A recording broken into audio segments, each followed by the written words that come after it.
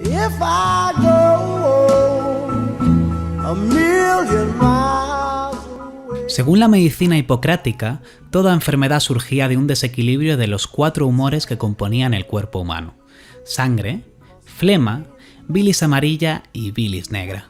Un exceso de esta última, de bilis negra, daría lugar a un temperamento melancólico, o sea, depresivo. En cambio, un exceso de sangre o de bilis amarilla derivaría en ataques de manía. Areteo de Capadocia, en el siglo I, fue uno de los primeros médicos en proponer que ambos desequilibrios, el de bilis amarilla y el de bilis negra, podían pertenecer también a la misma enfermedad. Para él, la melancolía podía ser el principio de la manía, lo que hoy llamaríamos trastorno bipolar, y que enlaza con el título del último trabajo de Vega y con la visibilización de la salud mental que tanta falta hace. Así que hoy vamos a hablar sobre la psiquiatría. Haremos un análisis de su historia y de los factores políticos y sociales que han regido este proceso de desarrollo para saber por qué hoy tenemos lo que tenemos.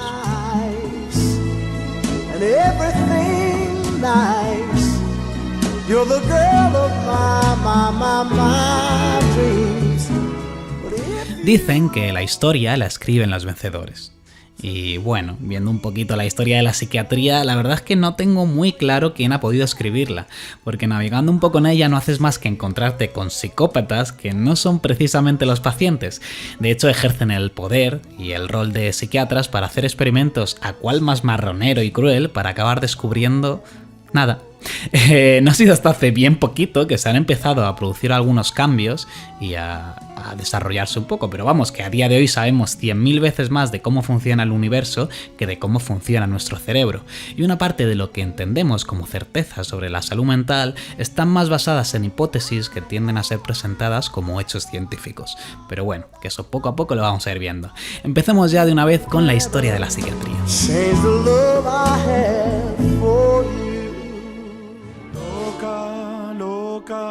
Loca, te volviste loca y disparaste frente a mí. Bueno, realmente va a ser breve la historia de la psiquiatría, tampoco voy a extenderme mucho. Realmente podríamos irnos a siglos antes de Cristo con chamanes y curanderos, pero cuando hablamos de la historia de la psiquiatría nos centramos en la pretensión de esta a convertirse en una ciencia y llegar a ciertos consensos. Y eso comienza a principios del siglo XVIII con la Ilustración. Previo a esa época, según el pensador Michel Foucault, que escribió distintos libros sobre la locura y la historia de la psiquiatría, realmente recomendable, bueno, pues Michel Foucault escribía que en la Edad Media los locos eran tratados con caridad y benevolencia, y más tarde, en el Renacimiento, se trataba al loco como a una persona con la capacidad de crear cosas y pues realmente como un genio incomprendido, ¿no? Esto después es discutido por varios autores que argumentan que a estas personas años atrás se las encerraba en las casas y se las encadenaba, ¿no? Como algo bastante común. Fue ya a partir del siglo XVII que se comenzaron a hacer instituciones sanitarias apartadas de la sociedad para personas que tenían enfermedades contagiosas. ¿Pero qué pasó? Que para sorpresa de nadie, también empezaron a mandar a esas instituciones a mendigos, borrachos, criminales y a todo aquel que a grandes rasgos fuese un estorbo para la sociedad, incluido, por supuesto, los considerados locos, de los que ni siquiera se tenía la esperanza de que se rehabilitasen y volviesen a la sociedad. Básicamente, toda persona que no fuese productiva quedaba fuera de la vida social.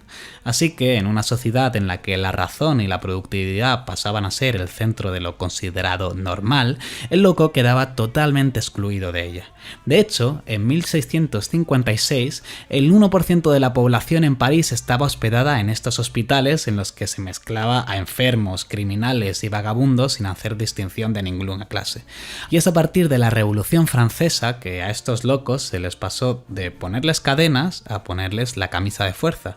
Y al igual que la muerte por guillotina, que pasó a ser la pena de muerte más digna, por decirlo de algún modo, que había en esa fecha, quisieron dignificar y humanizar también a los locos con la camisa de fuerza en vez de con las cadenas. Todo un detalle.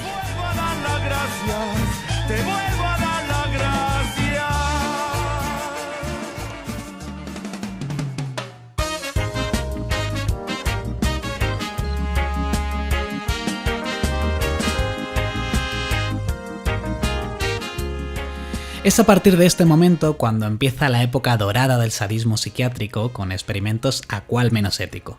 La psiquiatría de por aquel entonces, al contrario que otras ramas de la medicina, no se dedicaba a analizar el cerebro y cómo debería funcionar para estar sano, sino a intentar, ya no analizar, sino paliar los síntomas de las personas que se supone que no estaban sanas mentalmente.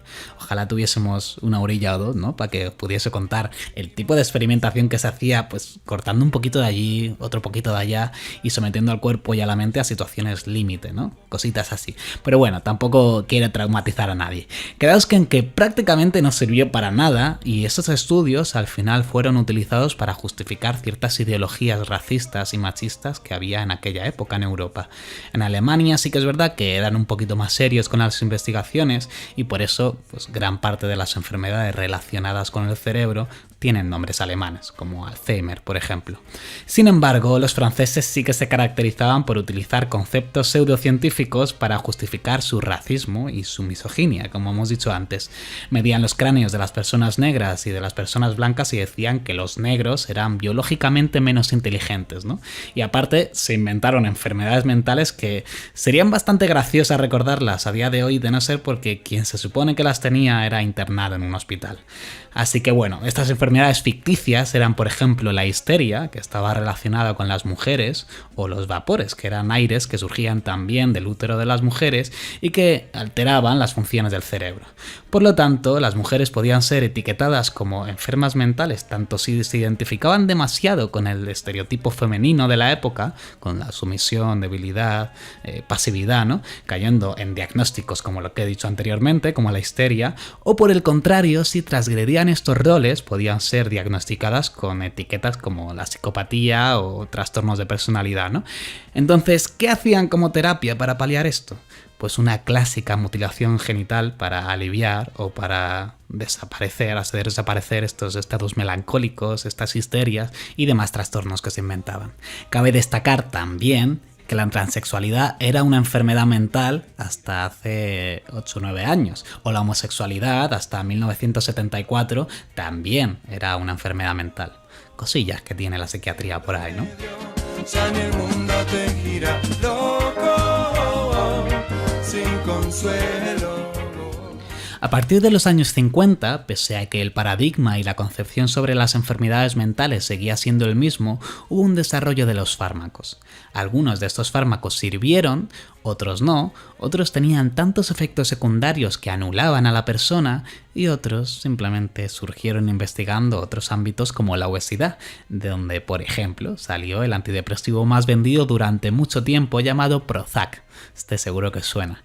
Es por ello que a partir de los años 60 empezó a haber varias voces críticas contra esta psiquiatría que, sin bases sólidas sobre cuáles eran las enfermedades mentales, de dónde surgían y cómo debería ser un cerebro sano, se lanzaban a sacar medicamentos y a forjar una relación tan estrecha con la industria farmacéutica y con las empresas de seguros médicos. De estas voces surge el movimiento de la antipsiquiatría para defender los derechos individuales de las personas con problemas mentales y llamar la atención sobre los métodos y la relación de poder que había de una forma bastante desigual en la interacción entre médico y paciente.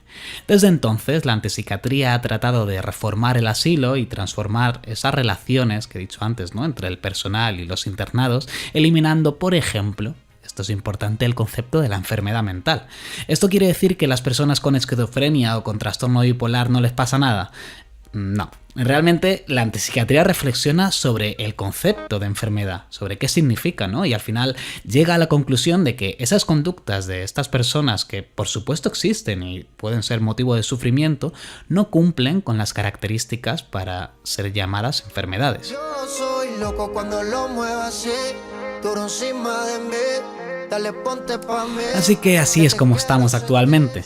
Por un lado tenemos el DSM, que es como la Biblia de la psiquiatría y donde están todos los trastornos y todo esto. Y por otro lado tenemos la antipsiquiatría, que critica justamente esa Biblia y esos conceptos y su relación también con la industria farmacéutica y con todo ese poder que hay, ¿no?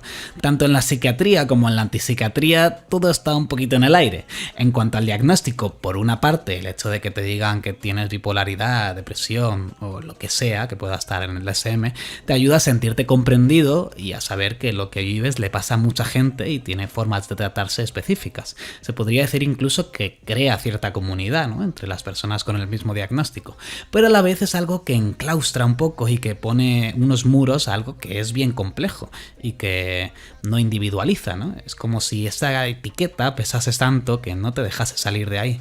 En la medicina se suele decir que no hay enfermedades sino enfermos, y en la psiquiatría ese mismo axioma se acentúa aún más, porque todos los cuerdos se parecen, pero todos los locos lo son a su manera, y el tratamiento de uno suele no servir a otra persona y es más común de lo que parece.